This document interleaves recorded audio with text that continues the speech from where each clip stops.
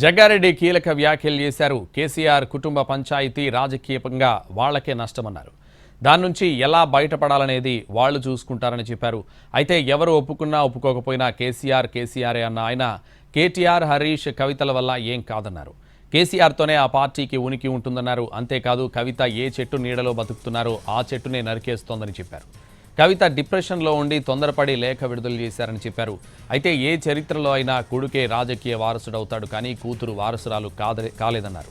అయితే కుటుంబ తగాదాతో BRS cadre disappoint అవుతారని, ఆ క్యాడర్ బీజేపీ వైపు వెళ్లే అవకాశం ఉంటుందని చెప్పారు. అందుకే భవిష్యత్తుని దృష్టిలో పెట్టుకుని కాంగ్రెస్ అలర్ట్ అవ్వాలన్నారు జగ్గారెడ్డి.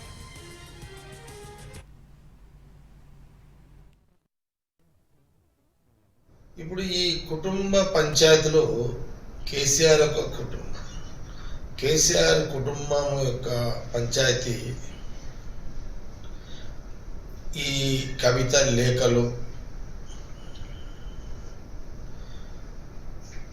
ఇది ఆ కుటుంబానికి రాజకీయంగా నష్టం చేకూరుతుంది అనేది వాళ్ళ వ్యక్తిగత విషయం. అది వాళ్ళ పార్టీని వాళ్ళు చంపుకోవడము బతికించుకోవడమా అనేది వాళ్ళ వ్యక్తిగత అంశం. అది కానీ వీరి యొక్క కవిత లేఖలు, కవిత యొక్క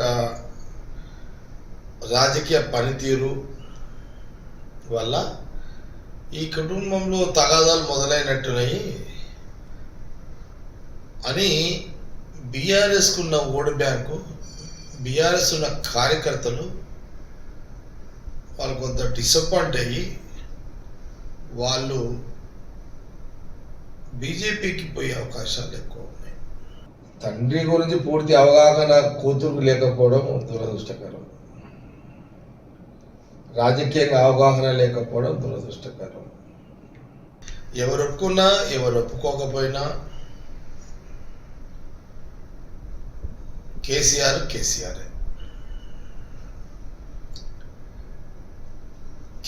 తోటి ఆ పార్టీ ఉనికి, కేసీఆర్ తోటి ఆ కేటీఆర్ కానీ, హరీష్ కానీ, కవిత కానీ. కేసీఆర్ అనే నాయకుడు అనేవాడు లేకపోయి ఉంటే ఈరోజు కవిత, కేటీఆర్, హరీష్ లీడర్ కాదు.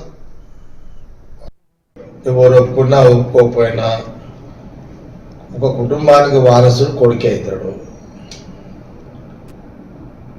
ఏ చరిత్రలో కూడా కూతురు వారసురాలు అయినట్టు ఎక్కడ కూడా ఏ చరిత్ర కూడా లేదు.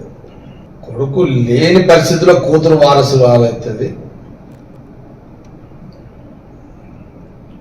కాల నిర్ణయంలో కానీ ఎక్కడ కూడా జనరల్గా మన చరిత్రలో చూస్తే ఎక్కడ కూడా కొడుకే వారసుడు అవుతాడు.